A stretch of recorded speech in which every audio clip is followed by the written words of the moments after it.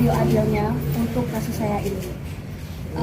Dan juga terima kasih juga untuk teman saya Risto dan juga rekan-rekan LKBH FHUI yang sudah mendampingi saya selama persidangan ini.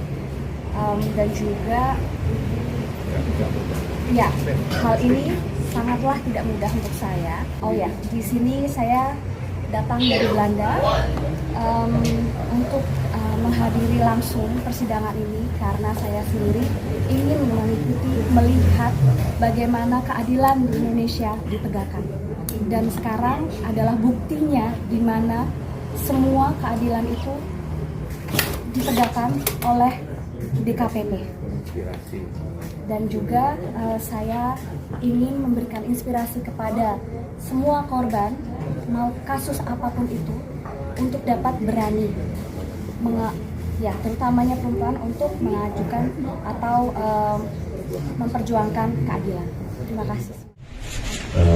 DKPP telah membacakan putusan perkara di mana terjadi teradu, dan sebagaimana diketahui substansi dari putusan tersebut tentunya sudah mengikuti semua.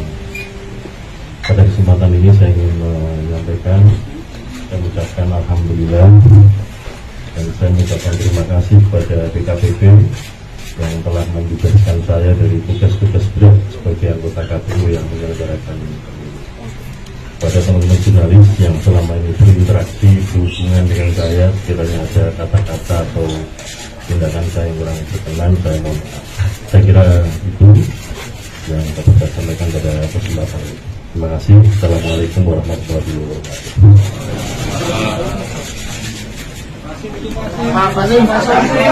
Pak Fadil menerima, Pak. Berkenaan dengan dalil aduan pengadu bahwa teradu memaksa melakukan hubungan badan, terungkap fakta dalam sidang pemeriksaan bahwa pada tanggal 2 sampai dengan 7 Oktober 2023 dilaksanakan kegiatan BIMTEK PPLN di Den Haag. Pada kegiatan tersebut teradu hadir pada tanggal 3 Oktober 2023 dan menginap di Hotel Van der Valk Amsterdam, Belanda. Bahwa dalam sidang pemeriksaan pengadu mengaku pada malam hari tanggal 3 Oktober 2023 pengadu dihubungi teradu untuk datang ke kamar hotelnya. Pengadu kemudian datang ke kamar hotel teradu dan berbincang-bincang di ruang tamu kamar teradu. Dalam perbincangan tersebut teradu merayu dan membujuk pengadu untuk melakukan hubungan badan. Pada awalnya pengadu terus menolak, namun teradu terus memaksa. Saya ulangi, namun teradu tetap memaksa pengadu untuk melakukan hubungan badan. Pada akhirnya hubungan badan itu terjadi. Dalam sidang pemeriksaan, pengadu menyatakan setelah kejadian tersebut, seminggu kemudian pengadu mengalami gangguan kesehatan fisik. Pada tanggal 18 Oktober 2023, pengadu melakukan pemeriksaan ke dokter umum atas gejala yang dialami sebelumnya. Permisi, mohon maaf yang mulia, apakah harus sedetail itu dibacakan? Terima kasih. Saya lanjutkan. Hasil konsultasi dengan dokter menganjurkan agar dilakukan pemeriksaan lanjutan bersama antara pengadu dan teradu. Pada tanggal 31 Oktober 2023, pengadu menghubungi teradu melalui pesan WhatsApp agar teradu juga melakukan pemeriksaan kesehatan sebagaimana dianjurkan oleh dokter. Kemudian teradu menjawab, "Iya, siap sayang." Selanjutnya, teradu mengirimkan hasil pemeriksaan kesehatan teradu yang dilakukan di Indonesia disertai dengan caption, "Semoga kita sehat selalu." Video bukti P15C. Dalam sidang pemeriksaan, teradu mengakui bahwa kata kita yang dimaksud dalam chat WhatsApp tersebut adalah teradu dan pengadu. Berdasarkan uraian fakta-fakta tersebut, DKPP menilai telah terjadi hubungan badan antara teradu dengan pengadu pada tanggal 3 Oktober 2023 sesuai dengan bukti P15A, P15B, P15C, P16, P20, dan P21. Berkenaan dalil aduan pengadu bahwa teradu menyusun dan menandatangani surat pernyataan tertanggal 2 Januari 2024, terungkap fakta dalam sidang pemeriksaan bahwa teradu mengakui membuat dan menandatangani surat pernyataan aku pada tanggal 2 dan 5 Januari 2024. Bahwa surat pernyataan tersebut dilatar belakangi oleh kedatangan pengadu ke Indonesia dengan maksud menagih kepastian janji teradu untuk menikahi pengadu pasca kejadian pada tanggal 3 Oktober 2023. Bahwa pengadu datang ke Jakarta Jakarta pada tanggal 9 Desember 2023 difasilitasi oleh teradu berupa tiket pesawat dan menyiapkan 1 unit apartemen dengan nomor 705 di Oakwood Suite Kuningan atas nama Wildan Sukoya untuk dipergunakan pengadu sejak tanggal 8 Desember 2023 sampai dengan 7 Januari 2024 sesuai bukti pihak terkait Ahmad Wildan Sukoya, vide bukti PT2. Akan tetapi, pengadu tidak mendapatkan jaminan kepastian dari teradu, sehingga pengadu meminta teradu untuk membuat surat pernyataan tertulis di atas materai yang pada pokoknya berisikan janji teradu kepada pengadu. Terhadap fakta-fakta tersebut, DKPP menilai bahwa tindakan teradu membuat surat pernyataan yang berisi janji-janji kepada pengadu layaknya prenuptial agreement atau kesepakatan jaminan suami istri merupakan tindakan yang tidak patut dilakukan oleh teradu.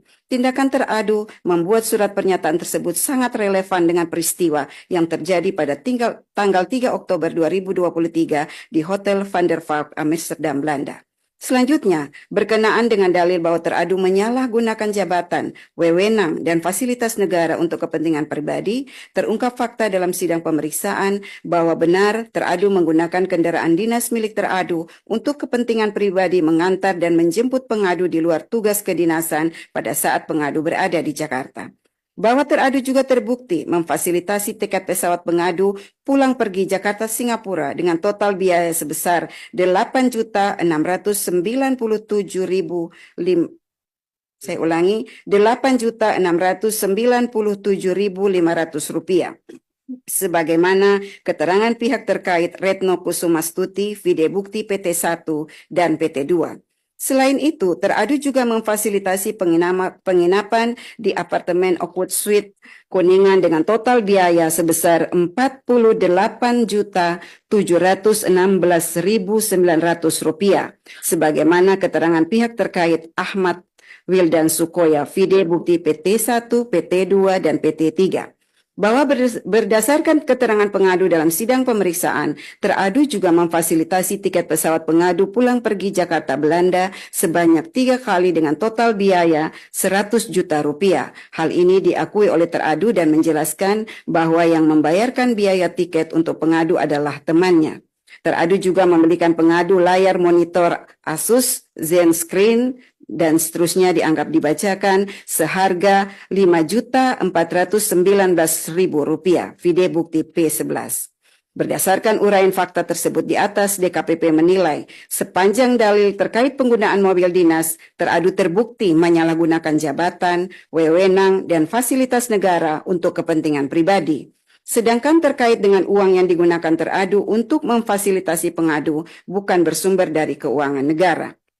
Namun demikian, fasilitasi yang diberikan teradu kepada pengadu membuktikan dan meyakinkan DKPP adanya hubungan pribadi yang bersifat khusus antara teradu dengan pengadu, mengingat fasilitasi serupa tidak diberikan teradu kepada penyelenggara pemilu yang lain. Berdasarkan seluruh uraian pertimbangan di atas, DKPP berpendapat dalil pengaduan pengadu sepanjang pada angka 4.1.2 terbukti dan jawaban teradu tidak meyakinkan DKPP. Teradu terbukti melanggar ketentuan pasal 6 ayat 1, pasal 6 ayat 2 huruf A dan C, pasal 6 ayat 3 huruf E dan F, pasal 17 ayat 1, pasal 10 huruf A, pasal 11 huruf A, pasal 12 huruf A, pasal 15 huruf A dan huruf D, pasal 16 huruf E, dan pasal 19 huruf F, Peraturan DKPP nomor 2 tahun 2017 tentang Kode Etik dan Pedoman Perilaku Penyelenggara Pemilu. 4.4. Menimbang dalil pengadu selebihnya, DKPP tidak relevan untuk mempertimbangkan. 5. Kesimpulan. Berdasarkan penilaian atas fakta persidangan sebagaimana diuraikan di atas, setelah memeriksa keterangan pengadu, jawaban dan keterangan teradu, membaca dan mempelajari kesimpulan tertulis pengadu dan teradu, membaca dan mendengar keterangan saksi ahli pengadu, memeriksa dan mendengar keterangan pihak terkait, dan memeriksa bukti-bukti dokumen yang disampaikan pengadu, teradu, dan pihak terkait, DKPP menyimpulkan bahwa 5.1. DKPP berwenang mengadili pengaduan pengadu. 5.2. Pengadu memiliki kedudukan hukum legal standing untuk mengajukan pengaduan akuo. 5.3. Teradu terbukti melakukan pelanggaran kode etik dan pedoman perilaku penyelenggara pemilu.